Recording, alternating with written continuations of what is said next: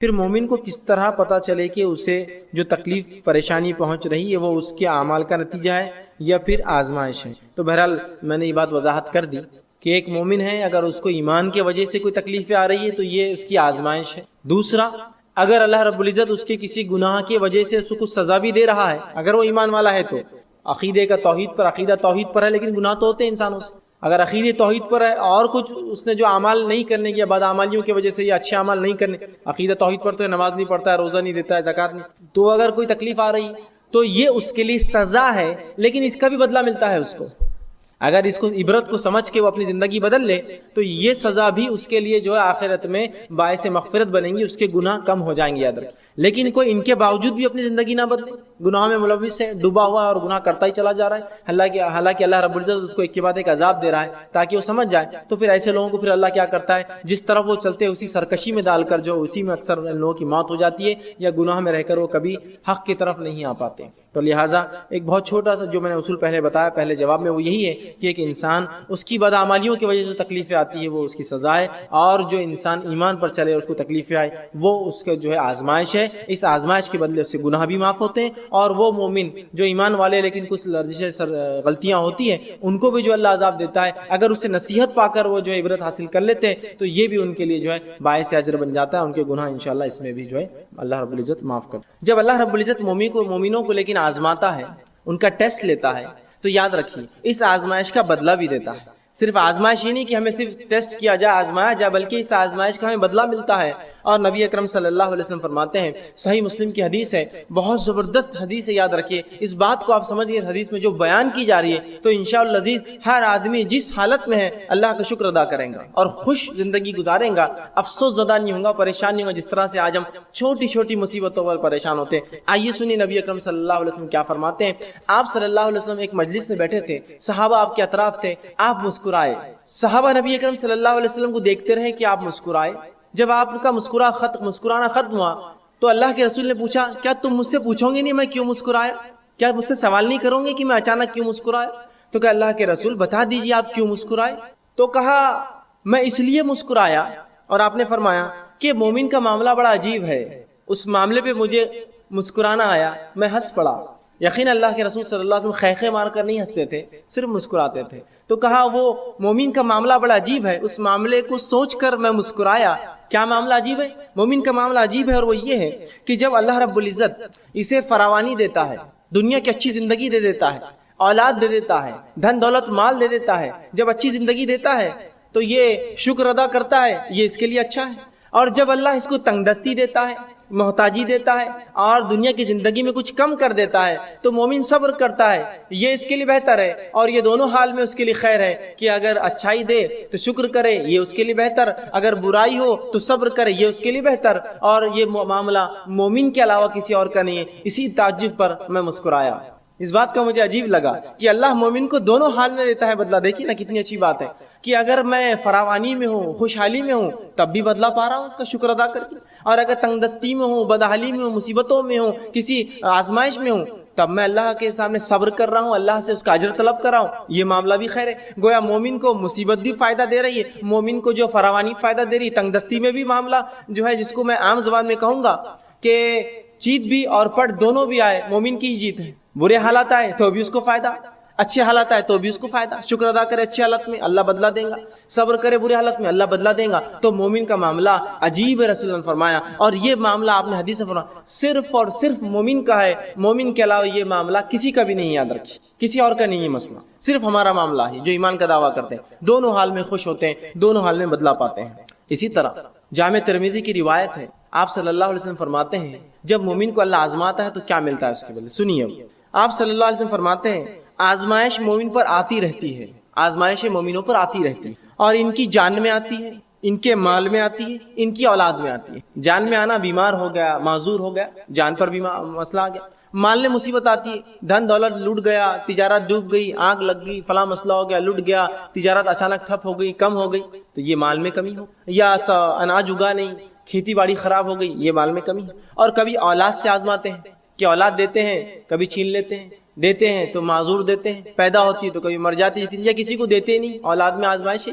تو مومن کو اللہ رب العزت آزمائشتا ہے، اس کے جان میں، اس کے مال میں، اس کی اولاد میں. اور اللہ کے رسول آگے فرماتے ہیں حتیٰ کہ جب وہ اللہ سے ملتا ہے، اللہ اس کو آزماتے رہتا پوری دنیا میں، حتیٰ کہ جب اپنے رب سے ملتا ہے تو اس پر کوئی گناہ باقی نہیں رہتا، سب کا اس کو دنیا کے اندر اسے گناہوں کا بدلہ مل جاتا ہے. سمجھ رہے ہیں آپ بات کو؟ تو گویا اگر مومن پر کوئی آزمائش آتی ہے تو اس آزمائش کے عوض اس کے گناہ جھڑ جاتے ہیں، گناہ کم ہو جاتے ہیں. اور نبی اکرم صلی اللہ علیہ وسلم نے حدیث میں بیان کیا اور فرمایا اگر مومن کو کانٹا بھی چبھتا ہے تو اس کا بھی اجر لکھا جاتا ہے، اس کے گناہ معاف ہوتے ہیں. سبحان اللہ، تکلیف میں اٹھا رہا ہوں اس کا بھی بدلہ پاتا ہوں. آپ ایک مرتبہ باہر نکلے صحابہ کے ساتھ فجر کی نماز کے بعد، ایک جھاڑ تھا سامنے جو سردی کا موسم تھا اور پتے اس کے سوکھ چکے تھے، پتجھڑ تھا وہ. آپ آئے، صحابہ آپ کے ساتھ تھے، آپ نے اس جھاڑ کو پکڑ کر ہلایا. جب جھاڑ کو ہلایا تو کچھ پتیاں گرنے لگی جو کہ سوکھ چکی تھی. نبی اکرم صلی اللہ علیہ وسلم فرمایا جب تم میں سے کوئی شخص بخار میں مبتلا ہو جاتا ہے، بیمار ہو جاتا ہے، بالخصوص بخار آتا ہے جسم، تو اس کے گناہ ایسے ہی جھڑتے ہیں جیسے جھاڑ کے پتے میرے ہلانے سے جھڑے ہیں. سبحان اللہ. دیکھیے تکلیف آزمائش ہے، آزمائش پہ صبر کر رہا ہے تو بدلہ بھی پا رہا ہے، اور اس حد تک بدلہ ملتا ہے کہ جامع ترمذی کی روایت کے مطابق مومن آزمایا جاتا ہے اس کے مال میں، اس کی دولت کے اندر، اس کی جان کے اندر، اس کی اولاد میں، حتیٰ کہ جب اپنے رب سے اس کی ملاقات ہوتی ہے موت کے بعد تو تب گناہوں سے بری ہوتا ہے، گناہوں سے پاک ہوتا ہے. اور ظاہر سی بات ہے جب انسان گناہوں سے پاک ہوگا تو اس کا ٹھکانہ میں سمجھتا ہوں سب جانتے جنت کے علاوہ کچھ نہیں ہو سکتا ہے. تو آپ دیکھ رہے ہیں تو گویا آزمانا اللہ کی سنت ہے، اور آزمائش کا مومن کو بدلہ ملتا ہے. اچھے اگر حالات ہے تو شکر کرے، برے حالات ہے تو صبر کرے، دونوں حالات میں مومن اس کا بدلہ پاتا ہے. اور مومنوں کو جو آزمائشیں آتی وہ ایسا بدلہ دیتی ہے کبھی کبھار کہ وہ اتنا آزمایا جاتا ہے کہ روز قیامت اس پر کوئی گناہ باقی نہیں رہتا، وہ بالکل جو ہے اللہ کے سامنے ایسا حاضر ہوتا ہے کہ وہ جو ہے بالکل گناہوں سے پاک اور جو ہے صاف ہوتا ہے. تو گویا مومن پر جو بھی مصیبتیں آفتیں آتی ہیں اللہ رب العزت اس کا بدلہ بھی لیتا ہے. رب العزت کس کو آزماتا ہے یہ بات بھی اب جان لیں. کبھی کبھار ہوتا ہے اگر کوئی آزمائش میں مبتلا ہو جائے تو ہم کہتے ہیں ہاں بڑا بات کر رہا تھا، دین کی بڑی بات کر رہا تھا، فلاں دیکھو پھنس گئے نا، دیکھو مصیبت آئی نا. جب ہمارے جیسے تھے تو اچھی زندگی گزار رہے تھے، خامخواہ ایمان کی باتیں کر رہے تھے، خامخواہ اپنے آپ کو مسلمان بتا رہے تھے، تجارت بیٹھ گئی نا، معاملہ ختم ہو گیا نا، فلاں چیز ہو گئی، ان کی نظر لگ گئی، ان کی نظر پڑ گئی، یہ اب تم پہ نظر رکھ رہے، فلاں ہو رہا، یہ ہو رہا، وہ کتنے مسائل لوگ بیان کرتے ہیں. اب آئیے سنیے اللہ کس کو آزماتا ہے. تو اللہ رب العزت یاد رکھے صرف انہی کو آزماتا ہے جن سے وہ محبت کرتا ہے. یاد رکھے اللہ انہی کو آزماتا ہے جن سے وہ محبت کرتا ہے. اسی لیے تو صحابہ چاہتے تھے کہ جب ان کو آزمائش نہیں ہوئی تو کیوں نہیں ہوئی ہماری آزمائش، کہ بدلہ تو نہیں مل جا رہا آخرت کا، اس لیے تو سوچ رہے تھے، اس لیے کہ وہ جانتے تھے اللہ جن سے محبت کر انہیں آزماتا ہے. آئیے دلیل میں آپ کو دیتا ہوں. جامع ترمذی کی روایت جو میں نے آپ کے سامنے دو حدیثیں جو ہے تلاوت کی، اس میں سے پہلی حدیث تھی جامع ترمذی کی روایت ہے. نبی اکرم صلی اللہ علیہ وسلم فرماتے کہتے ہیں ان اللہ تعالی اذا احب قوما ابتلاهم، جب اللہ کسی قوم سے محبت کرتا ہے، کچھ لوگوں سے جب اللہ محبت کرتا ہے تو انہیں مصیبت میں ڈال دیتا ہے، مبتلا کرتا ہے، آزماتا ہے انہیں. اب چاہے یہ معاملہ فرد کا بھی ہو سکتا ہے، چاہے یہ معاملہ قوم کا بھی ہو سکتا ہے، چاہے معاملہ جماعت کا ہو سکتا ہے. تو جب بھی اللہ رب العزت محبت کرتا ہے کسی قوم سے، اسے آزماتا ہے، اسے مبتلا کر دیتا ہے. دوسری حدیث بخاری کی، صحیح بخاری کی، جس میں نبی اکرم صلی اللہ علیہ وسلم فرمایا، سنیے اس حدیث کے الفاظ کا ہے من یرید اللہ بہ خیرا، جب اللہ کسی کے لیے بھلائی چاہتا ہے. ہم تو سمجھتے ہیں آزمائش تو برائی کی وجہ سے آتی ہے. سنیے من یرید اللہ بہ خیرا، جب اللہ کسی کو خیر دینا چاہتا ہے، اچھائی بخشنا چاہتا ہے، تصب من، اس کو مصیبت میں ڈال دیتا ہے. اس لیے کہ جب مومن مصیبت میں آتا ہے تو مصیبت کا اس کو بدلہ ملتا ہے. تو جب اللہ کسی مومن کے لیے خیر چاہتا ہے اسے مصیبت میں ڈال دیتا ہے، اور مصیبت میں مومن پڑھ کر اگر صبر کرتا ہے تو اس کا بدلہ پاتا ہے، اور اتنا بدلہ پاتا ہے صبر کے مطابق کہ آخرت میں جب رب کے پاس حاضر ہوں گا تو کوئی گناہ اس پہ باقی نہیں رہے گا. تو اللہ جس سے ناراض ہوتا ہے ان کو تو عذاب دیتا ہے، آزماتا. آزمائش اور عذاب الگ چیز ہوتی ہے، ان کو پہ عذاب آتا ہے، زلزلے آتے ہیں، طوفان آتے ہیں، اور پتہ نہیں کیا کیا ہوتا ہے. لیکن جب کسی قوم کو وہ محبت کرتا ہے تو ان کو مبتلا کرتا ہے، ان کو آزماتا ہے کچھ چیزوں سے. جیسا کہ اگر میں دعویٰ کروں میں ایمان لایا تو اللہ آزماتا پھر بیماری دے کر، کہیں بیماری میں شرک تو نہیں کرتا ہے کہ تو دعویٰ کیا مجھ پر توحید کا، ایک اللہ کو ماننے کا، اب بیماری دو اس کو دیکھتے ہیں شرک کرتا ہے کیا، اولاد مت دو اس کو دیکھتے ہیں یہ کسی اور کے در پر تو نہیں جاتا اور جھکتا ہے، چلو آزماؤ. اب اس نے دعویٰ کیا نا ایمان کا. تو یہ ابتلا مبتلا یہ آزمائش ہے، وہ عذاب ہوتا ہے جس میں لوگ ہلاک اور برباد ہو جاتے ہیں. تو یہاں اللہ کے رسول نے بیان کر دیا کہ نبی اکرم صلی اللہ علیہ وسلم نے بیان کر دیا کہ جن لوگوں کو اللہ محبت کرتا ہے انہی کو ابتلا کرتا ہے، انہی کو جو ہے مصیبت دیتا ہے. اس ٹاپک پر، اس عنوان پر چند باتیں رکھنے کی کوشش کروں گا. دیکھیے ہمارے زمانے میں ایسے ہی ہوتا ہے، ہر شخص یہ کہہ رہا ہے کہ اللہ مجھ سے محبت کرتا ہے.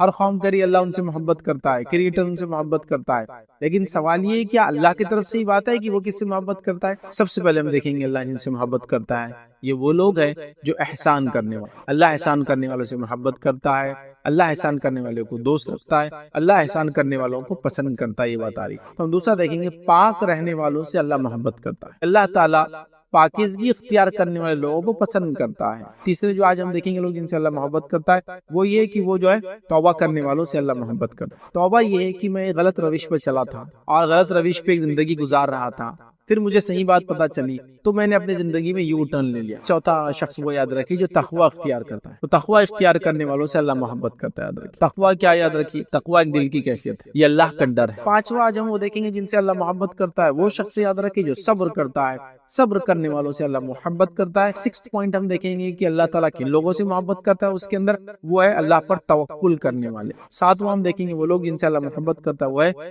عدل اور انصاف کرنے والوں سے اللہ محبت کرتا ہے۔ ایٹ جو پوائنٹ ہم دیکھیں گے آج اللہ جن لوگوں سے محبت کرتا ہے وہ کون ہوں گے، یاد رکھیے وہ ہے اتباع رسول کرنے والوں سے اللہ محبت کرتا ہے، مطلب جو نبی اکرم صلی اللہ علیہ وسلم کے طریقے پر چلتے اللہ ان سے محبت کرتا ہے، یاد رکھیے۔ اور آج ہمارا معاملہ نبی اکرم صلی اللہ علیہ وسلم کی اطاعت فرمانبرداری کا کیا ہے؟ ہم اپنی دین اور شریعت کے ہر معاملے میں منمانی کرتے ہیں۔ نائنتھ ہم اپنے دیکھتے ہیں وہ کون سے لوگ ہیں، نوے آج جو ہم 10 لوگ دیکھ رہے ہیں ان میں سے کہ جن سے اللہ محبت کرتا ہے، یاد رکھیے وہ ہے آپس میں نرم دل رہنے والوں سے اللہ محبت کرتا ہے۔ جو 10واں آج ہم دیکھیں گے انشاءاللہ جس پوائنٹ اللہ جن سے محبت کرتا ہے وہ ہے جو فرائض کے علاوہ نوافل کی کثرت کرتے ہیں، اللہ ان سے محبت کرتا ہے۔ بسم اللہ الرحمن الرحیم، الحمدللہ رب العالمین، والصلاة والسلام علی رسولہ الکریم وعلی آلہ وصحبہ اجمعین۔ رب اشرح لی صدری ویسر لی امری واحلل عقدۃ من لسانی یفقہوا قولی، اما بعد۔ تمام تعریفیں اس اللہ عز و جل کے لیے لائق و زیبا ہے جو تمام جہانوں کا بنانے والا اور اسے پالنے والا ہے، اور درود و سلام اس کے آخری نبی محمد صلی اللہ علیہ وسلم پر۔ الحمدللہ آج جیسے کہ آپ تمام کے سامنے اعلان کیا گیا تھا کہ میں چند باتیں آپ کے سامنے وہ لوگ جن سے اللہ رب العزت محبت کرتا ہے اس ٹاپک پر، اس عنوان پر چند باتیں رکھنے کی کوشش کروں گا۔ امید کرتا ہوں کہ آپ لوگ خیر سے ہوں گے، صحت کے ساتھ ہوں گے، اچھائی سے ہوں گے، اور چونکہ یہ آن لائن سیشن ہے میری آواز آپ لوگوں کو کلیئر آ رہی ہوگی۔ اگر ایسا نہ ہو تو آپ ضرور جو ہے کمنٹ کر کے بتائیں کہ آواز نہیں آ رہی۔ تو چلیے آگے بڑھتے ہیں، اور جو آج کا ٹاپک تھا ہمارا اللہ کن لوگوں سے محبت کرتا ہے، یا وہ لوگ جن سے اللہ رب العزت محبت کرتا ہے وہ کون لوگ ہیں وہ ہم دیکھیں گے۔ اور یہ بات دیکھنے کا مقصد ہمارا کیا ہوگا؟ یہ بات دیکھنے کا مقصد ہمارا یہ ہوگا ہم لوگ جو اللہ رب العزت کے محبوب بندے بنے، مطلب اس کا مقصد یہ ہوگا کہ وہ اعمال ہم کریں جس اعمال کی وجہ سے اللہ رب العزت محبت کرتا ہے اپنے بندوں۔ تو وہ لوگ جن سے اللہ محبت کرتا ہے ظاہر سی بات ہے وہ لوگ ہوں گے جو اللہ کے رحمت کے مستحق ہوں گے۔ جن لوگوں سے اللہ محبت کریں گا ظاہر سی بات ہے اس کے مقرب لوگوں میں سے ہوں گے۔ جن لوگوں سے اللہ محبت کریں گا ظاہر سی بات ہے وہ جو ہے آخرت میں جو ہے نعمتوں کا فائدہ اٹھانے والے لوگ ہوں گے، جنت میں جانے والے لوگ ہوں گے، یاد رکھیں۔ ظاہر سی بات ہے وہ لوگ جن سے اللہ محبت کرتا ہے یہ جاننا ہمارے لیے بہت ضروری ہے۔ جس چیز کو جس پہلو کو ہم کو سمجھنا ہے وہ یہ ہے کہ بہت سارے لوگ اس چیز کا دعویٰ کرتے ہیں کہ اللہ ان سے محبت کرتا ہے، یہ ایک چیز، اور ایک چیز یہ جو اللہ رب العزت خود بتائے وہ کس سے محبت کرتا ہے، یہ دوسری چیز ہے۔ تو کسی کا یہ کہنا کہ جو اللہ مجھ سے محبت کرتا ہے ایک الگ بات، اور اللہ کا یہ کہنا کہ میں اس سے محبت کرتا ہوں الگ بات۔ دیکھیے ہمارے زمانے میں ایسے ہی ہوتا ہے، ہر شخص یہ کہہ رہا ہے کہ اللہ مجھ سے محبت کرتا ہے، ہر قوم کری اللہ ان سے محبت کرتا ہے، کریٹر ان سے محبت کرتا ہے، لیکن سوال یہ ہے کہ اللہ کی طرف سے ہی بات ہے کہ وہ کس سے محبت کرتا ہے؟ تو آج ہم وہ چیزیں دیکھ رہے ہیں کہ وہ کون لوگ ہیں جن سے اللہ محبت کرتا ہے۔ ویسے تو قرآن میں اور سنت میں مطلب بہت سارے لوگوں کے بارے میں یہ بات آئی ہے، مطلب کچھ کے لیے تو الفاظ کے ساتھ آیا ہے، کچھ کے ساتھ معنی اور مفہوم کے ساتھ آیا ہے، کچھ کے ساتھ مختلف چیزوں سے، مطلب مختلف چیزوں سے آپ سمجھ سکتے ہیں کہ یہ اللہ کے چہیتے لوگ ہوں گے، یہ اللہ ان سے محبت کرتا ہے، یہ ایسا ہوں گا۔ کچھ کے ساتھ لفظاً مطلب بالکل الفاظ آئیں گے ایسا ایسا، کچھ کے ساتھ لفظ نہیں آئیں گا لیکن اشارتاً آئیں گا۔ آج میں جو ہے ان مطلب جس کو کہیں گے کئی لوگوں میں سے جن کے بارے میں قرآن میں خود اور پھر سنت میں آتا ہے کہ اللہ ان سے محبت کرتا ہے، ان میں سے صرف 10 لوگوں کا تذکرہ آپ کے سامنے کروں گا۔ مطلب سب کا ہم نہیں کر سکتے، چونکہ اگر ہم سب کو لینا اگر شروع کر دیں تو لاتعداد لوگ میں سمجھتا ہوں ہو جائیں گے، چونکہ اس کو ایسا کوئی ہم اکاؤنٹ سے نہیں کر سکتے، یا کوئی بھی یہ نہیں کہہ سکتا کہ ایسی کوئی ایک کتاب ہے جس میں پورے وہ لوگ جن کا تذکرہ اللہ رب العزت مطلب جن سے محبت کرتا ہے، نہیں ہو سکتا ہے۔ تو میں نے سوچا چونکہ ہم سب کچھ تو نہیں کر سکتے، کچھ باتیں تو بہرحال ہم دیکھ سکتے ہیں، تو وہ کون لوگ ہیں یا وہ لوگ جن سے اللہ محبت کرتا ہے ان میں سے چنندہ 10 لوگوں کا تذکرہ ہم کریں گے، اور یہ 10 کے 10 وہ ہوں گے جس کے بارے میں حدیث میں یا قرآن میں جو بھی ہم ٹیکسٹ لیں گے اس میں یہ الفاظ ہے کہ اللہ ان سے محبت کرتا ہے۔ تو گویا ہم بہت پریسائز ہیں، مطلب ہم وہ بھی نہیں رکھ رہے کہ جس میں اشارتاً کنارتاً آ رہا ہے، ہم وہی لیں گے جس میں الفاظ کے طور پر آ رہا ہے کہ اللہ محبت کرتا ہے، یہ اللہ کی محبت وہ حاصل کرتے ہیں۔ تو آئیے وہ لوگ جن سے اللہ محبت کرتا ہے ان میں سے مختصر سے 10 لوگ آپ کے سامنے رکھتا ہوں جن سے اللہ رب العزت محبت کرتا ہے۔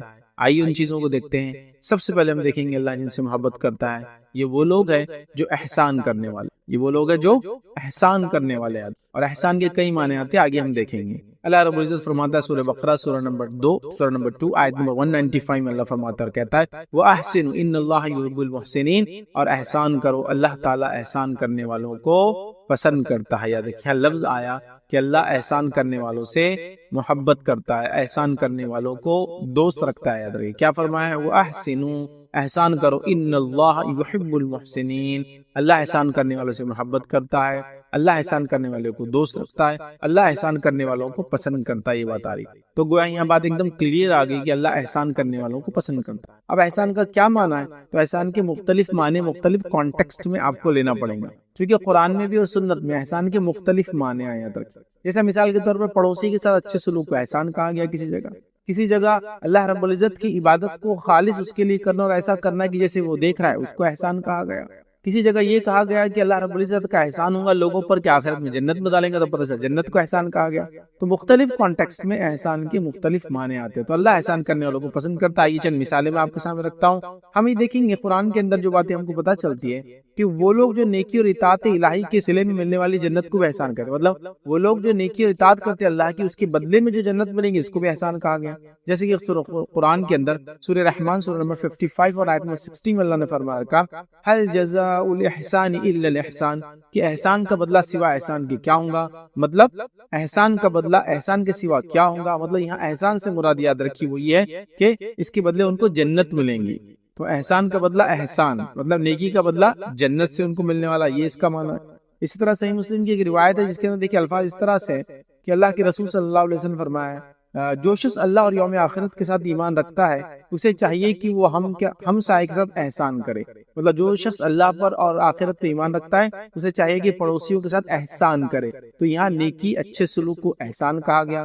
اسی طرح صحیح بخاری کی روایت کے اندر آتا ہے کہ جبرائیل علیہ السلام نبی کریم صلی اللہ علیہ وسلم کے پاس آئے اور آپ سے سوال کیا کہ احسان کیا ہے محمد صلی اللہ علیہ وسلم، تو نبی اکرم صلی اللہ علیہ وسلم نے فرمایا اور کہا، دیکھیے حدیث کے الفاظ اس طرح سے آپ نے فرمایا احسان یہ ہے کہ تو اللہ کی عبادت اس طرح سے کر جیسے تو اسے دیکھ رہا ہے، جیسے تو اسے دیکھ رہا ہے، ان تعبد اللہ کأنک تراہ، جیسے تو اسے دیکھ رہا ہے۔ پھر آگے فرمایا فإن لم تکن تراہ فإنہ یراک، اور اگر یہ تو ظاہر سی بات نہیں ہوگا کہ اللہ کو ہم دیکھ رہے ہیں تو یہ جان لے اللہ تجھے دیکھ رہا ہے۔ تو یہاں عبادت کو خالصتاً اللہ کے لیے کرنے کو احسان کہا گیا۔ پھر وہ نماز بھی ہو سکتی، روزہ بھی ہو سکتا، عبادت بھی ہو سکتی، معاملات بھی ہو سکتا، اخلاقیات بھی ہو سکتے، اچھے سے لوگوں سے پیش آنا صرف اللہ کے لیے، یہ بھی شامل ہے۔ تو گویا کل عبادتوں کو خالص اللہ کے لیے کرنا یا ایسا کرنا کہ اللہ ہمیں دیکھ رہا ہے، تو یہ ہو گیا احسان۔ کسی جگہ پڑوسی کے ساتھ اچھے سلوک کو احسان کہا جا رہا، کسی کی جگہ کہا جا رہا ہے کہ احسان کا بدلہ، احسان ہے مطلب نیکی کا بدلہ جنت آخرت کے اندر، ٹھیک ہے۔ تو احسان کے بہرحال کئی معنی آتے ہیں۔ تو اگر اس بات کو ہم ایک جسو کہیں گے ایک ڈیفینیشن کے طور پر احسان کیا ہے، تو ہم یوں کہہ سکتے ہیں کہ احسان کیا ہے، اللہ تبارک و تعالیٰ کی مخلوق سے اچھا برتاؤ اور اللہ تبارک و تعالیٰ کی بہترین طریقے سے عبادت کرنا احسان ہے۔ مطلب اللہ کی مخلوق سے اچھا سلوک کرنا احسان ہے اور اللہ رب العزت کی عبادت کو اچھے سے کرنا یہ احسان ہے۔ تو جو یہ کریں گا اللہ اس کو محبوب رکھتا ہے، اللہ اس کو پسند کرتا ہے، اللہ اس سے محبت کرتا ہے۔ تو ہمیں چاہیے کہ ہم جو ہے ان لوگوں میں شامل ہو، یاد رکھیے جو احسان کرتے ہیں اور جن کو احسان کرنے کے بدلے آخرت میں جنت کا بدلہ ملے گا، یہ جو اپنی عبادتوں کو اللہ تعالیٰ جیسے دیکھ رہا ہے اخلاص کے ساتھ برات پورا کرتے ہیں۔ تو یہ پہلے لوگ یاد رکھیں جن سے اللہ محبت کرتا ہے۔ آئیے دوسرے آج ہم جو دیکھیں گے جن سے اللہ محبت کرتا ہے وہ لوگ کون ہیں، تو ہم دوسرا دیکھیں گے پاک رہنے والوں سے اللہ محبت کرتا ہے، پاک رہنے والوں سے۔ اللہ رب العزت قرآن میں فرماتا ہے سورہ توبہ سورہ نمبر 9 اور آیت نمبر 108 میں اللہ فرماتا ہے اور کہتا ہے واللہ یحب المتطہرین، کہ اللہ تعالیٰ پاکیزگی اختیار کرنے والے لوگوں کو پسند کرتا ہے، اللہ تعالیٰ پاکیزہ رہنے والے لوگوں سے محبت کرتا ہے۔ یہاں لفظ دیکھیے یحب کا لفظ ہے، محبت کرتا ہے۔ تو اللہ تعالیٰ پاک رہنے والوں سے محبت کرتا ہے۔ اس کا کیا معنی ہے؟ اس کا معنی ہے جو ستھرائی رکھتے ہیں۔ اب پاکیزگی کیا ہے؟ جو جسمانی پاکیزگی رکھتے ہیں، جو اپنے آس پاس پاکیزگی رکھتے ہیں، جو اپنے گھروں اور محلوں کو پاک رکھتے ہیں، جو پاکی اور صاف صفائی کو پسند کرتے ہیں۔ اس لیے گندگی کو، نجاست کو، غلاظت کو شریعت نے پسند نہیں کیا۔ لیکن بڑی افسوس کی بات ہے کہ اسلام کے اندر اور طہارت پاکیزگی کا کیا مقام ہے؟ تو طہارت یاد رکھیے وہ نصف آدھا دین کہا گیا، پاکی آدھا ایمان کہا گیا۔ برابر تو پاکی کو آدھا نصف ایمان کہا گیا۔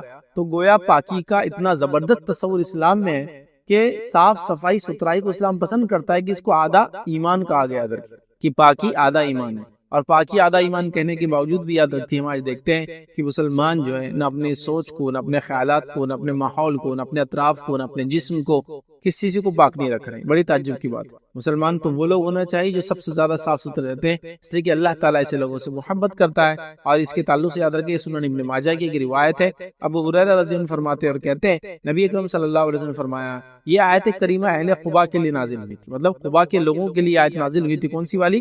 یہ والی کہ اللہ تعالیٰ جو ہے پاکیزہ لوگوں کو پسند کرتا ہے، اللہ تعالیٰ جو ہے پاک صاف رہنے والوں کو پسند کرتا ہے۔ یہ قباء کے لوگوں کے تعلق سے نازل ہوئی تھی۔ ابو ہریرہ فرماتے ہیں وہ پانی سے استنجا کرتے تھے تو ان کے متعلق یہ آیت نازل ہوئی۔ پھر انہوں نے فرمایا کہ کیا آیت کیوں نازل ہوئی تھی؟ آپ صلی اللہ علیہ وسلم فرمایا ان کے لیے ہوئی تھی، اور کس وجہ سے؟ وہ فرماتے اس لیے کہ یہ استنجا کرتے تو پانی سے کرتے، مطلب طہارت لیتے، صفائی کرتے تو پانی سے کرتے، یاد رکھیں پیشاب وغیرہ کو جاتے تو پانی کا استعمال کرتے۔ تو یہاں دیکھیے جسمانی صفائی کی بات ہو رہی ہے، اس لیے میں نے کہا ہے جسمانی صفائی بھی ہے، خیالات کی صفائی بھی ہے، اپنے جسم کی دیگر اعضاء کی صفائی ہے، اپنے اطراف کی چیزوں کی صفائی ہے، اپنے گھر اپنے ماحولیات کی صفائی کے بارے میں گویا اسلام اس چیز کو پسند کرتا ہے۔ ایک مسلمان کو چاہیے وہ پاک صاف رہنے کی بہرحال کوشش کرے، اور گندگی سے، غلاظت سے، چاہے سوچ کی ہو، چاہے جسمانی ہو، چاہے آس پاس کی ہو، بچے۔ بہت سارے لوگ اپنے گھر وغیرہ کو تو صاف رکھتے ہیں لیکن سڑکوں کو اور دوسروں کے گھروں کو آنے جانے کے راستوں کو گندا کرتے ہیں۔ کتنی جگہ ایسا ہوتا ہے کہ کچرا ڈالنے کی جگہ موجود ہونے کے بعد، تھوکنے کی جگہ موجود ہونے کے باوجود بھی لوگ کہیں بھی تھوک رہے اور کہیں بھی کچرا ڈال رہے ہیں۔ اللہ تعالیٰ صفائی کو پسند کرتا ہے، تو نہ صرف یہ کہ آدمی خود صفائی کا خیال رہے بلکہ اس کا بھی خیال ہو کہ دوسروں کی صفائی بھی ہو۔ یہ نہ ہو کہ ان کے پاس مطلب ہمارے وجہ سے ان کو گندگی یا خرابی یا اس کا سامنا کرنا پڑے وہ سامنے۔ اور آپ سب جانتے ہیں، ہم سب جانتے ہیں صفائی نہ ہونے کے نتیجے میں کتنی بیماریاں آتی ہیں، اور صفائی کے تعلق سے کتنی مہم دنیا میں چلائی جا رہی ہے کہ صاف ستھرے رہو، ہاتھ دھو لیا کرو کھانے سے پہلے، ہے نا، اور اسی کے ساتھ ساتھ وقت آنے پر یا وقت پڑنے پر یا جب بھی موقع ملے اپنے چہرے وغیرہ کو دھو لیا کرو، دھول مٹی سے آئے تو۔ اسی طرح جو ہے ہفتے میں اتنے بار ضرور انسان نہایا کرے تاکہ وہ ایک ہیلدی اس کی باڈی رہے۔ اسی طرح جو اپنے اطراف میں گندگی نہ پھیلنے دے۔ کتنی باتیں بہرحال بتائی جا رہی ہے، ہمیں چاہیے کہ ان چیزوں کا خیال رکھے۔ اور خاص طور سے قباء والوں کے تعلق سے جو آیت آئی تھی وہ ان کے پیشاب میں طہارت کے تحت پانی لینے کے تعلق سے آئی تھی، تو میں اس سے یہ بھی گزارش کروں گا اپنے طہارت خانے وغیرہ کو بھی ہم بہت زیادہ صاف اور پاک رکھیے، کیونکہ ظاہر سی بات ہے وہاں جا کے ہم طہارت حاصل کرتے، چاہے حمام ہو، چاہے پیخانہ ہو، لیٹرین اور باتھ روم جس کو آپ کہتے ہیں، ٹوائلٹ اور باتھ روم جس کو کہتے ہیں یاد رکھیں، یا واش روم جس کو کہتے ہیں عام طور سے یاد رکھیں، ان کو بہت صاف رکھیں، چونکہ ظاہر سی بات ہے وہاں جا کے ہم پاکیزگی اختیار کرتے ہیں۔ اگر وہاں گندگی ہوگی تو ہم پہ گندگی لگیں گی، تو وہ بھی صاف ہونا چاہیے۔ تو وہ ایک مسلمان ہے تو اس کا جسم، اس کی سوچ، اس کی سمجھ، اس کا اطراف اور وہ تمام چیزیں جہاں جا کے وہ صفائی اور طہارت حاصل کرتا ہے وہ بھی پاک ہونا چاہیے۔ دیکھیے پاکی کے لیے غریب اور امیر کا مسئلہ نہیں، پاکی کے لیے سوچ کا مسئلہ ہے۔ سوچ اگر صحیح ہو تو بہرحال پھر پاکیزگی ہر طریقے سے اختیار کی جا سکتی ہے۔ سوچ میں گندگی ہو تو پھر ظاہر سی بات ہے انسان جو ہے کتنی بھی عالیشان محل میں رکھی وہاں بھی غلاظت اور گندگی پھیلاتے رہتا ہے۔ بہرحال چلیے آگے ہم بڑھتے ہیں۔ تو یہ دوسرے لوگ تھے اللہ جن سے محبت کرتا ہے۔ آئیے تیسرے جو آج ہم دیکھیں گے لوگ جن سے اللہ محبت کرتا ہے وہ یہ کہ وہ جو ہے توبہ کرنے والوں سے اللہ محبت کرتا ہے، توبہ کرنے والوں سے۔ اور اللہ نے قرآن میں خود دیکھی سورہ بقرہ سورہ نمبر 2 آیت نمبر 222 میں کیا فرمایا ان اللہ یحب التوابین،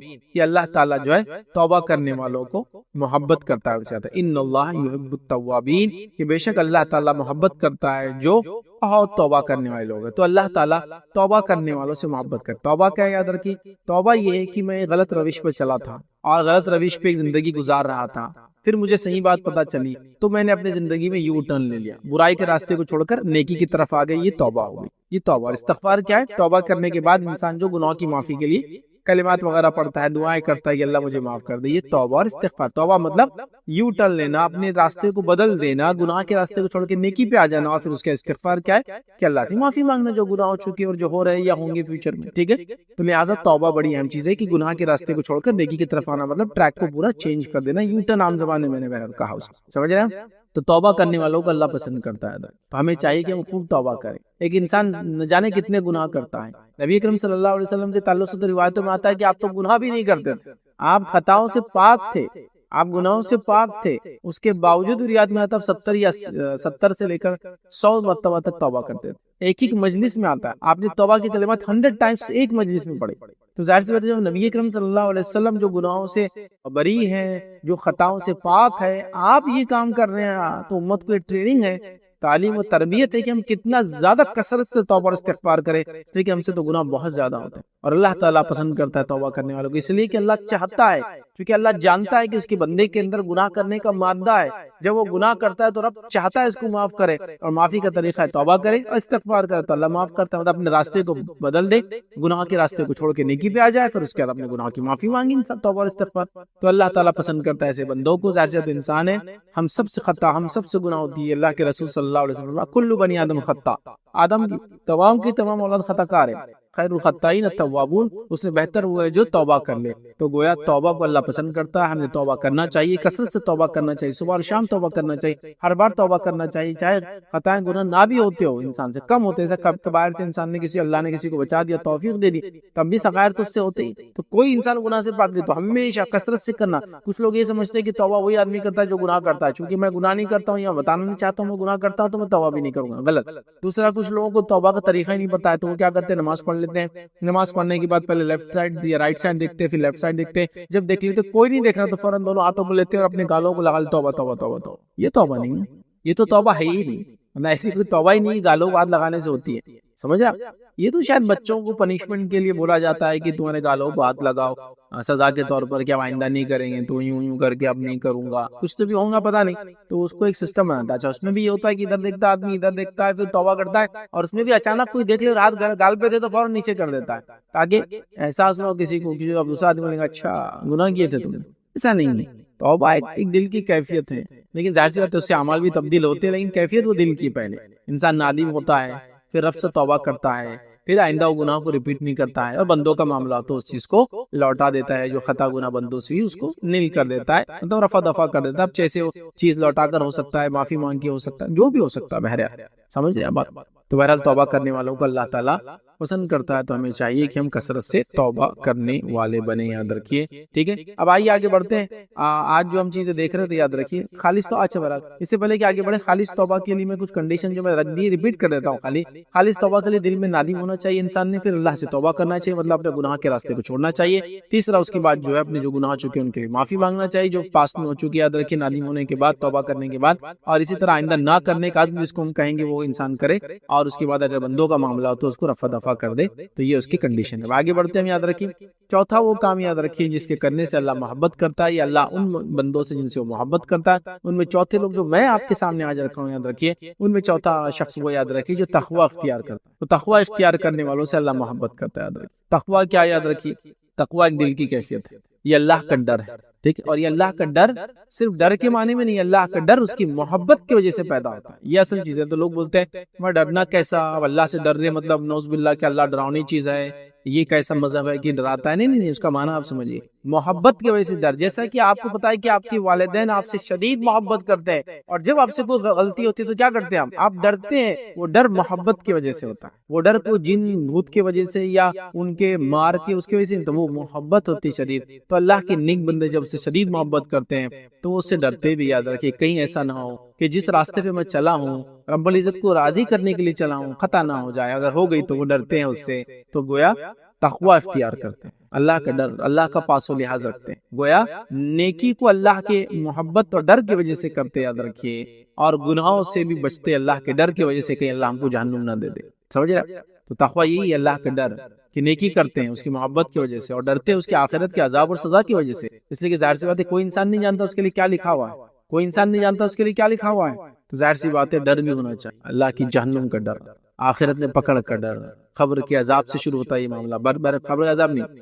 روح کو نکالنے سے معاملہ شروع ہوتا ہے، تو قبر میں، برزخ میں، اور آخر مقام محشر میں، صراط میں، اور اس صراط پر، اور اس کے علاوہ جو ہے آخرت میں، یاد رکھیے۔ تو بہرحال آخرت کا ڈر بھی ہو تو اللہ تعالیٰ تقوی اختیار کرنے والوں سے محبت کرتا ہے، یاد رکھیے۔ تو تقوی دل کی کیفیت ہے، یاد رکھیے۔ اور ابو ہریرہ رضی اللہ عنہ سے یاد رکھیے تقوی کے تعلق سے بہرحال سوال کیا گیا، جب ان سے پوچھا گیا کہ تقوی کیا ہے، تو انہوں نے فرمایا کیا تم خاردار راستے سے، ایسے راستے سے گزرے ہو جس پہ کانٹے واٹے کی جھاڑ رہتے ہیں، خاردار راستے سے گزرے ہو؟ تو پوچھنے والے نے کہا ہاں کہ بالکل میں گزرا ہوں، جی ہاں۔ تو انہوں نے پوچھا تم کیسے گزرتے تھے؟ اس نے کہا جب میں کانٹا دیکھتا تو اس سے ہٹ جاتا اور اس سے کچھ الگ ہو جاتا اور اس راستے کو چھوڑ کر دوسرا راستہ اختیار کر لیتا. تو ابو ہریرہ رضی اللہ عنہ فرمایا یہی تقویٰ ہے. مطلب جب ان سے پوچھا گیا تقویٰ کیا ہے تو وہ فرما رہے ہیں کہ تم کبھی کانٹے دار راستے سے گزرے ہو؟ تو پوچھنے والے نے کہا ہاں گزرے. تو کہا جب کانٹا آتا ہے تو کیا کرتے ہو؟ تو کہا بازو سے گزرتا ہوں یا پھر راستہ بدل دیتا ہوں. تو کہا یہی تقویٰ ہے جب ہم چل رہے ہیں اللہ کے راستے میں اور گناہ اور معصیت کی زندگی کو چھوڑ دیتے ہیں اور نیکی کی طرف آتے ہیں, اپنے روش کو بدل دیتے ہیں, اپنے چال ڈال کو بدل دیتے ہیں اللہ کے ڈر کی وجہ سے. تو یہی تقویٰ ہے اور اللہ تعالیٰ تقویٰ اختیار کرنے والوں سے محبت کرتا ہے. آئیے آگے بڑھتے ہیں. پانچواں آج ہم وہ دیکھیں گے جن سے اللہ محبت کرتا ہے. وہ شخص یاد رکھے جو صبر کرتا ہے. صبر کرنے والوں سے اللہ محبت کرتا ہے. اور اللہ رب العزت نے سورہ آل عمران سورہ نمبر 3 آیت نمبر 146 میں فرمایا کہ واللہ یحب الصابرین, اللہ تعالیٰ صبر کرنے والوں کو سے محبت کرتا ہے. اللہ تعالیٰ صبر کرنے والوں سے محبت کرتا ہے. تو آپ دیکھیے صبر کرنا کتنا بڑا عمل ہے. یاد رکھیے صبر اور شکر یاد رکھیے یہ دو عظیم نعمتیں ہیں. اللہ رب العزت نے جن کو بھی یہ نعمتیں عطا کی یاد رکھیے اس کو بڑا فضل کیا اپنا یاد رکھیے. اور ایک مومن بندے کا معاملہ ایسا ہی ہے, جب اللہ اس کو عطا کرتا ہے تو شکر ادا کرتا ہے اور جب اس سے کوئی چیز آزمائش کے لے لیتا ہے تو صبر کرتا ہے. تو اسی لیے میں نے کہا یہ دو عظیم نعمتیں صبر اور شکر یاد رکھے. تو ہمیں ہمیشہ ان دو چیزوں کو بھولنا نہیں چاہیے اور صبر کرتے رہنا چاہیے اور اللہ جس بھی حال میں رکھے اس کا شکر ادا کرتے رہنا چاہیے, چونکہ اللہ صبر کرنے والوں کو پسند کرتا ہے. یاد رکھیے ٹھیک ہے. اور انسان کی ظاہر سی بات ہے زندگی میں دو ہی کیفیتیں ہوتی ہیں, ایک خوشی والی ایک غم والی, ایک اچھائی والی یا ایک تنگ دستی والی. تو جب اچھائی والی کیفیت خوشی والی تو شکر ادا کیجیے, جب تنگ دستی اور پریشانی والی کیفیت ہو تو پھر صبر کیجیے. بس یہی ہم کو کرنا ہے. اور یہی بات یاد رکھیے نبی اکرم صلی اللہ علیہ وسلم نے بھی یوں فرمائی, روایت کے اندر صحیح مسلم کی روایت ہے یاد رکھیے. اور رسول اللہ صلی اللہ علیہ وسلم نے فرمایا کہا مومن کا معاملہ بھی بڑا عجیب ہے. اور فرمایا عجیب ہے اس کا ثواب کہیں نہیں گیا. مطلب اس کا معاملہ عجیب ہے, ہر حالت میں اس کو ثواب ملتا ہے, اس کا ثواب کہیں نہیں جاتا, ہر حالت میں ملتا ہے. یہ بات کسی کو حاصل نہیں ہے, مطلب یہ معاملہ صرف مومن کا اور کسی کا نہیں ہے. اور آپ نے فرمایا اگر اس کو خوشی حاصل ہوتی ہے تو شکر ادا کرتا ہے, اور اگر اس کو جو ہے کوئی پریشانی ہے اور اس کا بھی اس کو ثواب ملتا ہے, اور اگر کوئی نقصان پہنچتا ہے تو صبر کرتا ہے, اس کا بھی اس کو ثواب ملتا ہے. تو آپ نے فرمایا مومن کا معاملہ عجیب ہے, جب مشکل میں بھی ہوتا ہے تو صبر کرتا ہے تو اس کا اجر ملتا ہے, جب خوشحالی میں ہوتا ہے تو شکر ادا کرتا ہے اس کا بھی اجر ملتا ہے. تو ظاہر سی بات ہے ہمیں صبر کرنے والا بننا چاہیے. صبر بڑی اہم چیز ہے, صبر کا دامن کبھی نہیں چھوڑنا چاہیے. صبر حق بولنے میں, چونکہ حق بولنے کے بعد تکلیفیں آ سکتی ہے. صبر حقوق کو دینے میں, چونکہ جب حق دیتے ہیں ایک دوسرے کا, جب حق دیتے ہیں ایک دوسرے کا تو ایسا معاملہ ہوتا ہے. اسی طرح صبر کا معاملہ کسی نقصان پر, صبر کا معاملہ کسی چیز کے کھونے پر, صبر کا معاملہ کسی کی موت پر, صبر کا معاملہ کسی ناکامی پر, صبر کا معاملہ کسی بھی قسم کے نقصان پر. صبر کا معاملہ ہر بار انسان کے ساتھ ہونا چاہیے. اور جو انسان سچے طور سے صبر کرتا ہے اللہ کی خاطر یاد رکھے تو اللہ تعالیٰ اس کو بدلہ دیتا ہے. جیسے کہ ایک روایت میں جب اللہ تعالیٰ کسی بندے کی کوئی محبوب چیز چھین لیتا ہے اور اس پہ صبر کرتا ہے تو اللہ اس کو جنت دیتا ہے اس کے بدلے. اور صبر کا بدلہ سوائے جنت کے اور کچھ بھی نہیں یاد رکھتا. تو کسی کی موت پر صبر, کسی کے سے جانے پر صبر, بیماری کے آنے پر صبر, بزنس کے ڈاؤن ہونے پر صبر, کا نتیجے میں فیل ہونے پر صبر ہم کو کرنا ہے. یاد رکھیے اپنی کوشش جاری رکھنا ہے لیکن اس کے بعد بھی نتیجہ جب ایسا ہے تو صبر کرنا. آئیے آگے بڑھتے ہیں. صبر یاد رکھیے بڑی فضیلت والی چیز ہے, بڑی اہم چیز ہے. اور یہ جتنے پارٹ میں دیکھیے اب تک جتنی باتیں آپ کو کہہ رہا ہوں, یہ ہر ایک جو پوائنٹ میں لے رہا ہوں اس سے میرے آلریڈی ایک لیکچر موجود. ہر پوائنٹ پہ آپ جو بھی لے لیں, صبر لے لیں, تقویٰ لے لیں, اس کے علاوہ جتنے پوائنٹس میں اس سے پہلے لیتا چلا رہا ہوں یاد رکھیے, طہارت کے معاملے میں لے لیں, سارے ہی عنوانات پہ آپ اگر میرے نام سے ڈالیں گے تو آپ کو کمپلیٹ لیکچرز بھی اس کے ملیں گے. بہرحال چلیے آگے بڑھتے ہیں. اور آج کا جو 6th پوائنٹ ہم دیکھیں گے کہ اللہ تعالیٰ کن لوگوں سے محبت کرتا ہے, اس کے اندر وہ ہے اللہ پر توکل کرنے والے. اللہ پر توکل کرنے والوں سے اللہ محبت کرتا ہے. توکل مطلب وہ ہے کہ جس ذات پر بھروسہ کیا گیا ہو تو مکمل بھروسہ اسی پر ہو, اس کو بولتے ہیں توکل. جیسا کہ اگر میں کہتا ہوں میرا اللہ پر یقین ہے, بھروسہ ہے, تو اس کا مطلب یہ کہ کمپلیٹ ریلائنس میرا اللہ پر ہوگا, مکمل طور سے عقیدہ میرا ہوگا کہ اللہ ہی سب کچھ کرنے والا ہے, اس کے علاوہ ذرہ برابر بھی میرا اس کے علاوہ کچھ نہیں. اس کو کہتے ہیں توکل. مطلب جس ذات پر اعتماد کرنے کا دعویٰ کیا گیا ہو کلی طور سے, دل اور جسمانی اعتبار سے, اسی پہ اعتماد کرنا, کمپلیٹ ٹرسٹ, یہ توکل. تو توکل کرنے والوں سے اللہ محبت کرتا ہے. قرآن میں اللہ رب العزت نے فرما رکھا, سورہ آل عمران سورہ نمبر 3 آیت نمبر 159 میں اللہ نے فرمایا ان اللہ یحب المتوکلین, اللہ تعالیٰ توکل کرنے والوں سے محبت کرتا ہے. اللہ پہ ٹرسٹ کرنے والے, اللہ پہ بھروسہ کرنے والوں سے, توکل کرنے والوں سے اللہ تعالیٰ محبت کرتا ہے. اور یقین اللہ پر توکل ہر حالت میں, کہ رزق اللہ دینے والا ہے, مصیبت اللہ دینے والا ہے, تکلیف ہٹانے والا اللہ ہے، کوئی چیز، ہر چیز میں توکل اللہ پر، سمجھ رہے ہیں بات کو؟ تو یہ ضروری یاد رکھیں۔ آئی عمر بن خطاب رضی اللہ عنہ کی نے ایک روایت کی نبی اکرم صلی اللہ علیہ وسلم، جامع ترمذی کی یہ حدیث ہے۔ آپ صلی اللہ علیہ وسلم فرماتے کہ حدیث کا الفاظ اس طرح سے کہ اگر تم اللہ پر توکل بھروسہ کرو جیسا اس پر توکل بھروسہ کرنے کا حق ہے، تو تمہیں اسی طرح رزق ملے گا جیسے وہ پرندوں کو رزق دیتا ہے۔ صبح وہ بھوکے نکلتے ہیں اور شام واپس جو ہے لوٹ آتے ہیں، تو جو ہے پیٹ بھر کر واپس آتے ہیں۔ صبح بھوکے نکلتے ہیں اور شام آسودہ ہو کے، مطلب پیٹ بھر کر واپس آتے ہیں۔ تو اگر تم بھی پرندوں کے جیسا توکل کرو تو اللہ رب العزت تمہیں ویسی روزی دے گا جیسا پرندوں کو دیتا ہے، کہ ہر مارننگ صبح وہ نکلتے ہیں تو خالی پیٹ ہوتے ہیں، رات میں بھر پیٹ واپس آتے ہیں۔ تو پرندوں کا توکل مکمل طور سے اللہ رب العزت پہ ہے۔ تو اگر انسان بھی اللہ رب العزت پہ مکمل توکل کرے گا تو اللہ رب العزت بھی جیسے پرندوں کو روزی دیتا ہے ویسے ہم کو بھی روزی دیں گا۔ یہ بڑی افسوس کی بات ہے کہ انسان بڑا ناشکرا ہے اور فوراً اس کا توکل کا وہاں ڈگمگا جاتا ہے، جیسا ایمان پر ہے اور ایمان کے ساتھ ساتھ وہ حلال روزی کمانے کی کوشش کر رہا ہے، سود نہیں لے رہا ہے، رشوت خوری نہیں کر رہا ہے، دھوکہ نہیں دے رہا ہے، جھوٹ نہیں بول رہا ہے، لیکن اس کو آگے شیطان بولتا ہے ارے جھوٹ نہیں بولیں گا تو بزنس کیسا چلے گا؟ اب اس کا توکل اللہ پر سے ہٹ جا رہا ہے۔ وہ یہ سوچتا ہے کہ شاید میں سچ بولوں گا تو اب رزق نہیں ملے گا، تو توکل اس نے اللہ پہ سے ہٹا دیا۔ اس نے یہ سوچا کہ جھوٹ بولنے سے رزق ملتا ہے، اس لیے حدیث سے فرمایا جا رہا ہے کہ تم اگر ویسا توکل کرو جیسے پرندے کرتے ہیں تو اللہ بھی تم کو ویسی روزی دیں گا جیسا پرندوں کو دیتا ہے۔ صبح خالی پیٹ نکلتے ہیں اور رات میں بھر کر آ جاتے ہیں۔ توکل تو کرو اللہ کا، لیکن توکل کا ہرگز ہی بھونڈا اور بھدا معنی کوئی نہ لے کہ توکل کا معنی ہے گھر میں پڑے رہوں اور یہ بولوں کہ اللہ کو دینا ہوگا رزق تو اللہ دے دیں گا، ہرگز یہ معنی نہیں ہے۔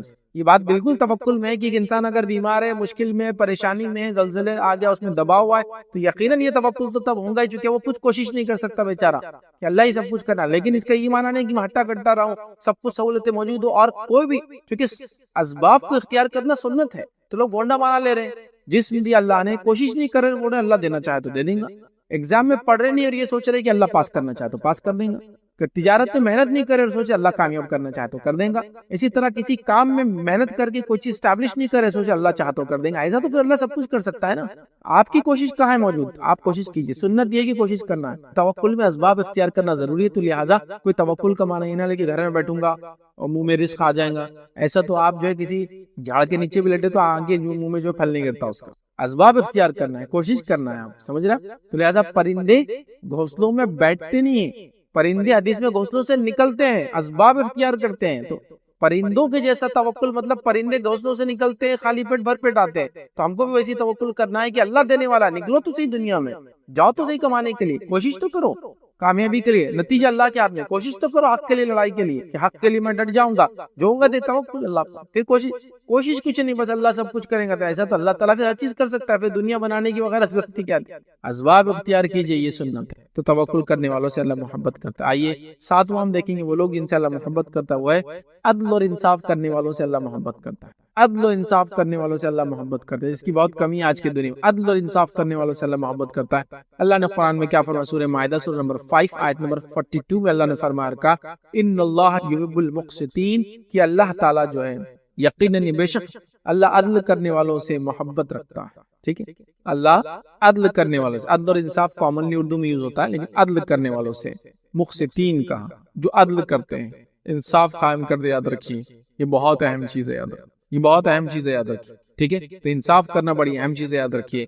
اور انصاف کرنے کے تعلق سے، یا ایک منصف بادشاہ، انصاف کرنے والے بادشاہ کے بارے میں نبی اکرم صلی اللہ علیہ وسلم نے کیا فرمایا؟ آپ نے فرمایا وہ لوگ جو 7 لوگ عرش کے سائے کے نیچے ہوں گے روز قیامت، جس روز دوسرا کوئی سایہ نہ ہوگا، اس میں سے یاد رکھیے وہ 7 لوگوں میں ایک وہ ہے ایسا بادشاہ، یاد رکھیے جو عدل اور انصاف کرتا تھا، یا ایسا حکمراں جو عدل اور انصاف کرتا تھا، وہ سائے میں ہوں گے۔ تو عدل اور انصاف ضروری ہے۔ آج ہمارے پاس عدل اور انصاف کی شدید کمی ہوگی، شدید سمجھتے نا، ایکسٹریم کمی ہوگی عدل اور انصاف۔ ہم بچوں میں انصاف نہیں کرتے ہیں، ہم بیویوں میں انصاف نہیں کرتے، ہم گھر والوں میں انصاف نہیں کرتے، ہم پڑوسی میں انصاف نہیں کرتے، اپنا خاندان والا سامنے آ گیا تو سامنے والے سے انصاف نہیں کرتے۔ ہو رہا ہے نہیں ہو رہا ہے؟ دیکھیے اب یہ ہو رہا ہے، بھائی میرا بھائی غلط کیسے ہو سکتا؟ تو ناانصافی، تو ناانصافی دنیا میں بڑھ چکی ہے، اور جب ناانصافی دنیا میں ہوتی ہے نا، یاد رکھیے، تو پھر قتل و غارت بھی، خون خرابے، جنگیں اور تمام فتنے فساد ہوتے ہیں۔ انصاف بڑا اہم ہے۔ زمین پہ جب بھی ظلم ہوگا اور انصاف کے خلاف کام ہوگا، یاد رکھیے، تو نتیجہ یہ ہوگا زمین جو ہے شر سے، فتنوں سے، فساد سے بھرنے والی۔ تو انصاف بڑی اہم چیز ہے۔ تو ہم لوگ چھوٹے سے لے کر بڑے لیول تک انصاف کرنے والے بنے، یاد رکھیے۔ عرش کے سائے میں ایک انسان ہوگا، حکمراں ہوگا جو عدل اور انصاف کرتا تھا۔ اسی طرح ایک روایت میں آتی ہے، انس بن مالک رضی اللہ عنہ فرماتے اور کہتے ہیں، اور یہ سلسلہ الحدیث صحیحہ کی روایت ہے اور حدیث کے الفاظ اس طرح سے کہ ایک آدمی نبی اکرم صلی اللہ علیہ وسلم کے پاس بیٹھا ہوا تھا، اس کے پاس اس کا بیٹا آیا، اس نے اسے بوسہ لیا اور اس کو اپنے گود میں بٹھا لیا، اور بعد میں اس کی بیٹی آئی، اس نے اس کو بوسہ نہیں لیا، اسے اپنے ساتھ بٹھا لیا لیکن اس کو بوسہ نہیں لیا۔ نبی اکرم صلی اللہ علیہ وسلم نے فرمایا اس کے درمیان انصاف کیوں نہیں کیا، یعنی بیٹے کو بوسہ لیا تو بیٹی کو بھی بوسہ لیتا۔ یہاں یہ بھی پتا چل گیا بیٹا اور بیٹی میں فرق نہیں کرنا چاہیے، اس اعتبار سے کہ کوئی ایک افضل ہے اور ایک مفضول ہے، دونوں اللہ کی نعمتیں ہیں، دونوں اللہ کے نزدیک برابر ہیں، دونوں اللہ کی دین ہے جو انسان کو اللہ دیتا ہے، یاد رکھیے، ٹھیک ہے۔ تو یہاں ہمارے پاس بیٹوں کا کریز ہوتا ہے ایک تو، اور کریز کے ساتھ ساتھ فری مسئلہ ہوتا ہے کہ بیٹیوں کو بڑا حقیر سمجھا جاتا ہے، یہ غلط بات ہے، ٹھیک ہے۔ تو بہرحال تو نبی اکرم صلی اللہ علیہ وسلم نے بیٹے کو بوسہ دے کر گود میں بٹھا اور بیٹی کو صرف بٹھا لیا، تو آپ نے کہا کہ تو انصاف کر، تو پتہ چلا بچوں میں انصاف، محبت میں انصاف، جتنا ہو سکتا، کمپلیٹ نہیں ہو سکتا، ٹھیک ہے، لیکن انصاف ظاہری طور سے بیٹے کو بوسہ لیتا بیٹی کو بھی لیتا۔ بیویوں میں انصاف یا بیوی کے ساتھ انصاف، ایسا نہیں کہ بیوی اور بہن آ گئی تو بہن اکثر ہوں گی، بیوی ظالمہ ہوں گی، یا بیوی اور ماں آ گئی تو پھر بیوی حق ہوں گی، ماں نہیں ہوں گی، یا ماں اور بیوی، سب کے ساتھ انصاف کا معاملہ رکھیے، چھوٹے سے لے کر بڑے تک، یہاں تک کہ آپ ایک عام انسان گھر کے ذمہ دار سے لے کر قوم اور ملت کے رہنما اور حکمراں کیوں نہ بن جائے، انصاف کا معاملہ ہر بار ہوگا، اور اللہ رب العزت ایسے لوگوں کو پسند کرتا ہے جو اس کی زمین پر عدل قائم کرتے ہیں، انصاف کرتے، یاد رکھیے۔ اور چھوٹے چھوٹے معاملے سے لے کر بڑے بڑے معاملے تک آج ہم ناانصافی کو اختیار کرتے ہیں، ایسا نہ کریں کیونکہ اللہ تعالیٰ ظالم لوگوں کو پسند نہیں کرتا۔ آئیے جو پوائنٹ ہم دیکھیں گے آج، اللہ جن لوگوں سے محبت کرتا ہے وہ کون ہوں گا، یاد رکھیے وہ ہے اتباع رسول کرنے والوں سے اللہ محبت کرتا ہے، مطلب جو نبی اکرم صلی اللہ علیہ وسلم کے طریقے پر چلتے اللہ ان سے محبت کرتا ہے، یاد رکھیے۔ اور اللہ رب العزت نے قرآن میں سورہ آل عمران سورہ نمبر 3 آیت نمبر جو 31 میں فرمایا کہا قل ان کنتم تحبون اللہ فاتبعونی یحببکم اللہ ویغفر لکم ذنوبکم واللہ غفور رحیم، جس کا معنی ہے کہ کہہ دیجئے محمد صلی اللہ علیہ وسلم کہ اگر تم اللہ سے محبت کرنے کا دعویٰ کرتے ہو، قل ان کنتم تحبون اللہ فاتبعونی، تو میری اتباع اور میری پیروی کرو، میرے طریقے پہ چلو، فاتبعونی یحببکم اللہ، تو اللہ تم سے محبت کرے گا، ویغفر لکم ذنوبکم، اور تمہارے گناہوں کو معاف کرے گا، واللہ غفور رحیم، اللہ بڑا معاف کرنے اور رحم کرنے والا ہے۔ تو کہا قل ان کنتم تحبون اللہ، اگر تم چاہتے ہو یا تم دعویٰ کرتے ہو تم اللہ سے محبت کرتے ہو، فاتبعونی، تو میری اتباع کرو تو اللہ کی محبت ملیں گی۔ تو بغیر نبی اکرم صلی اللہ علیہ وسلم کی اتباع کے کسی کو اللہ کی محبت حاصل نہیں ہو سکتی، یاد رکھیے، چونکہ یہود بھی دعویٰ کر رہے تھے اس زمانے میں کہ اللہ کیا محبوب ہے، نصارہ بھی دعویٰ کر رہے ہیں اللہ کیا محبوب ہے، مشرکین مکہ بھی دعویٰ کر رہے ہیں اللہ رب العزت کے محبوب ہے۔ اللہ رب العزت فرما رہا ہے کہ اللہ کس سے محبت کرتا ہے، نبی کے ذریعے فرمایا قل ان کنتم تحبون اللہ، کیا نبی آپ کہہ دیجئے ان لوگوں سے اگر تم اللہ سے محبت کا دعویٰ کرتے ہو، فاتبعونی، تو میری اتباع کرو، یحببکم اللہ، تو اللہ تم سے محبت کرے گا۔ تو اللہ ہم سے محبت کرتا ہے اگر ہم نبی اکرم صلی اللہ علیہ وسلم کی اطاعت اور فرمانبرداری کرتے ہیں۔ اور آج ہمارا معاملہ نبی اکرم صلی اللہ علیہ وسلم کی اطاعت فرمانبرداری کا کیا ہے، ہم اپنی دین اور شریعت کے ہر معاملے میں منمانی کرتے ہیں، جو میں چاہوں گا، جیسا میں چاہوں گا، جیسا میرا دل چاہے گا میں ویسا کروں گا، نہیں، یہ نہیں ہوتا۔ دین کا معاملہ ہے تو جب اللہ پر ایمان کا دعویٰ ہے تو اللہ نے جو شریعت کو نازل کیا، شریعت کو نبی اکرم صلی اللہ علیہ وسلم کے ذریعے ہم کو سمجھایا، ویسے ہی سمجھ کے اس میں عمل کرنا ہے۔ میں اپنے طریقے سے نماز، روزہ، زکوٰۃ، حج کر کے اللہ کے پاس نیکی تک نہیں پہنچ سکتا، تو نبی اکرم صلی اللہ علیہ وسلم کی اتباع لازم ہے۔ تو لہٰذا اللہ نے یہ بات تو بالکل بیان کر دی کہ اگر اللہ سے محبت کا کوئی دعویٰ کرتا ہے تو نبی کے طریقے پہ چلے تو اللہ کی محبت حاصل ہوتی ہے، نبی کا طریقہ نہیں تو رب کی محبت بھی نہیں، بات یاد رکھ لی۔ یہ بات بہت زیادہ آج کے زمانے میں سے جاننا اور سمجھنا ضروری ہے، کیونکہ ہر آدمی یہ کہہ رہا ہے میں اللہ کا محبوب بندہ ہوں، اللہ مجھ سے محبت کرتا ہے، اور نبی کی مخالفت کر رہا ہے۔ نبی کی مخالفت کرنے والے سے اللہ محبت کبھی کر ہی نہیں سکتا۔ کسی معاملے میں، چھوٹے چھوٹے معاملے میں اللہ کی نبی کی مخالفت ہم کریں گے صلی اللہ علیہ وسلم، دنیا میں ذلیل اور رسوا ہوں گے، یاد رکھیں، اور آخرت میں یاد رکھیں پریشان ہو جائیں۔ جنگ احد کا آپ کو واقعہ معلوم ہے، بہت ریپیٹ نہیں کروں گا، بس مختصر بتاؤں گا۔ نبی اکرم صلی اللہ علیہ وسلم نے ایک گروہ کو بھیجا جو تقریباً 50 تیر انداز صحابہ پر مشتمل تھا، جو احد کے پہاڑ کے بیک سائڈ میں کھڑے تھے، کیونکہ اس کے پیچھے سے راستہ تھا جو آ سکتا تھا، اور صحابہ اس کی یہ طرف تھے، پہاڑ کے سامنے تھے، اور پیچھے سے اگر کوئی آ جائے گا تو دونوں طرف سے اٹیک ہوگا، سامنے سے بھی دشمن، پیچھے سے دشمن۔ تو آپ نے کھڑا کیا اور یہ کہا کہ اگر پرندے آگے ہمارا گوشت نوچ بھی لے تو تم نیچے نہ اترنا۔ لیکن ہوا یہ کہ جنگ کے شروعاتی دور میں دشمنوں کے پیر اکھڑ گئے، تو کچھ مسلمانوں کو لگا جو اوپر کھڑے تھے کہ اب اس کا مطلب یہ تھا کہ دشمن کے ہارنے تک، دشمن ہار رہا آپ کو بھاگنا چاہیے، اور وہ اتر کر آ گئے، اور چند لوگ وہاں باقی رہے، شاید 5 7 یا 10 کچھ باقی رہے۔ نتیجہ یہ ہوا، یاد رکھیے، کہ مسلمانوں کو ایک طرح سے جیت جو ہو رہی تھی وہ ایک طرح سے شکست میں تبدیل ہو گئی۔ ویسے معاملہ اس میں برابری کا رہا، لیکن ایک طرح سے جیت شکست میں تبدیل ہو گئی، صرف ایک بار نہ اتباع چھوڑنے کے نتیجے۔ تو لہٰذا نبی اکرم صلی اللہ علیہ وسلم کی اتباع ہم پر لازم اور واجب ہے ہر حال میں، یاد رکھیے۔ آئیے آگے بڑھتے ہیں۔ 9th ہم دیکھتے ہیں وہ کون سے لوگ ہیں 90 آج جو ہم 10 لوگ دیکھ رہے ہیں ان میں سے کہ جن سے اللہ محبت کرتا ہے، یاد رکھیے وہ ہے آپس میں نرم دل رہنے والوں سے اللہ محبت کرتا ہے، آپس میں نرم دل رہنے والوں سے اللہ محبت کرتا ہے۔ یہ سورہ مائدہ سورہ نمبر 5 آیت نمبر 54 میں اللہ نے فرما رکھا ہے، کیا کہا سنیے، اے لوگوں جو ایمان لائے ہو، تم میں سے جو کوئی اپنے دین سے پھر جائے تو اللہ عنقریب ایسے لوگوں کو لائے گا جو ان سے محبت کرے گا اور وہ اس سے محبت کریں گے۔ اللہ ایسے لوگوں کو اللہ لائیں گا جو اللہ سے محبت کریں گے، اللہ ان سے محبت کریں گا۔ اگر ہم دین سے پھر گئے، یہ بات صحابہ کو کہی جا رہی ہے کہ اگر تم دین پر عمل نہیں کرو گے، نبی اکرم صلی اللہ علیہ وسلم کا ساتھ نہیں دو گے، تو ہمیں دوسری قوم لائیں گے جس سے اللہ محبت کریں گا اور وہ اللہ سے محبت کریں گے۔ اب صفت کیا ہوں گی ان کی، کیریکٹرسٹکس کیا ہوں گے ان کی، آگے سنیے، مومنوں پر بڑے نرم ہوں گے اور کافروں پر بڑے سخت ہوں گے۔ مومنوں پہ نرم ہوں گے وہ لوگ، یہ ان کی صفت ہوں گی، تو آپس میں نرمی اختیار کرنے والوں سے اللہ میں نے اس لیے کہا محبت کرتا ہے۔ بڑے سخت ہوں گے اور اللہ کے راستے میں جو ہے جہاد کریں گے اور کسی ملامت کرنے والے کی ملامت سے نہیں ڈریں گے۔ یہ اللہ کا فضل ہے اور وہ اسے دیتا ہے جس کو وہ چاہتا ہے۔ اللہ وسعت والا اور سب کچھ جاننے والا ہے۔ تو یہاں دیکھیے اللہ نے فرما دیا کہ اللہ تعالیٰ اس قوم جس سے وہ محبت کرتا ہے اس کی ایک صفت یہ ہے کہ وہ آپس میں نرم ہوتے ہیں، تو لہٰذا آپس میں نرم رہنے والوں سے اللہ محبت کرتا ہے۔ آج آپس میں ہم لوگوں کی سختیاں کتنی زیادہ ایک دوسرے کے معاملے میں دیکھیے، ذرہ برابر بھی ایک دوسرے کی کوتاہیوں کو، لرزشوں کو، غلطیوں کو معاف کرنا نہیں چاہتے، فوراً بدلہ لینا چاہتے، سخت بدلہ لینا چاہتے، ذلیل کر کے بدلہ لینا چاہتے، مار کر بدلہ لینا چاہتے، ناانصافی کر کے بدلہ لینا چاہتے۔ معاف بھی تو کر سکتے ہیں نا، تو آپس میں رتی برابر بھی نرم دلی نہیں یاد رکھی، بھائی بھائی میں باقی نہیں ہے، رشتہ داروں میں باقی نہیں ہے، پڑوسیوں میں باقی نہیں ہے، قوم اور ملت میں کوئی نرمی باقی نہیں یاد رکھی۔ ہر آدمی سنگ دل ہوتا چلا جا رہا ہے اور سنگ دلی کے بڑے نقصانات یاد رکھیے اور نرم دلی کے بڑے فائدے ہیں۔ تو سنگ دل ہو جا رہے ہیں تو نرم دل ہونا چاہیے، چونکہ اللہ جس قوم سے محبت کریں گے، اللہ فرما رہا ہے اس کی ایک صفت بیان کر رہا ہے وہ نرم دل ہوں گے۔ تو آپس میں نرم ہونا بڑا ضروری ہے۔ آج ہم آپس میں سخت تھے اور جہاں سختی اختیار کرنا ظالموں کے خلاف، مجرموں کے خلاف،